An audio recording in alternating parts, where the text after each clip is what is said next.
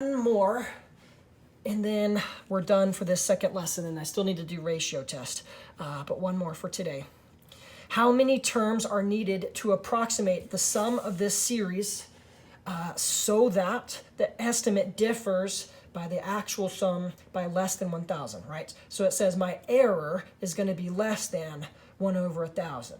So we need to kind of write out some of these terms, and we're going to be looking for one of the terms to eventually be less than 1 over 1,000. And once I find the first term that's smaller than this number, I know that term is my error term. And the error term is the first part of the tail, so then your partial sum would be all of the stuff before it. So here, look over. I have written out the values of the first couple terms. If I just plug in 1, remember this index on the bottom tells you which number to plug in first. If it's 0, start with 0. If it's 1, plug in 1. But here I'm just plugging in 1, plugging in 2, plugging in 3, so on and so forth. I'm writing out some terms. Let's see, 1 over 81, well, that's bigger than this. So if I were to do the second partial sum, my max error would be 1 over 81. That's too big of an error, right? So you can't use the second partial sum. That's not going to be accurate enough. If I were to do the fourth partial sum, that means the error would be the fifth term by itself. Well, this is too big, right? You're going to need a denominator that's bigger than 1,000 to end up having a fraction smaller than 1 over 1,000. So the first term doesn't have it, the second term doesn't have it, third, fourth, fifth term doesn't have it. But look at the sixth term. The sixth term, if you were to plug it in, the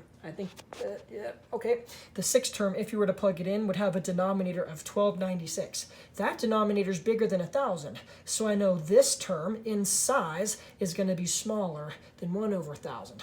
So this has to be my error term.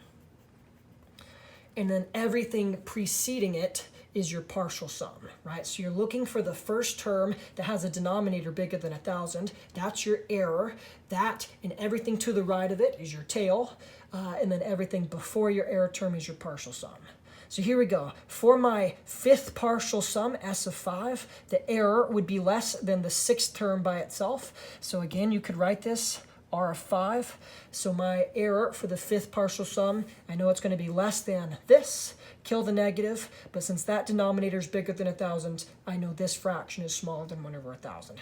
So my error for my fifth partial sum is the first partial sum that is going to meet that specific accuracy requirement. Oops, I'm off the screen, sorry. Hopefully you kind of followed. That's what it looks like. My remainder, or my error for my fifth partial sum, I know that's going to be less than the sixth term was by itself. Kill the negative, and since that denominator is bigger than 1,000, this fraction is smaller than 1 over 1,000. So I know that was the correct error term.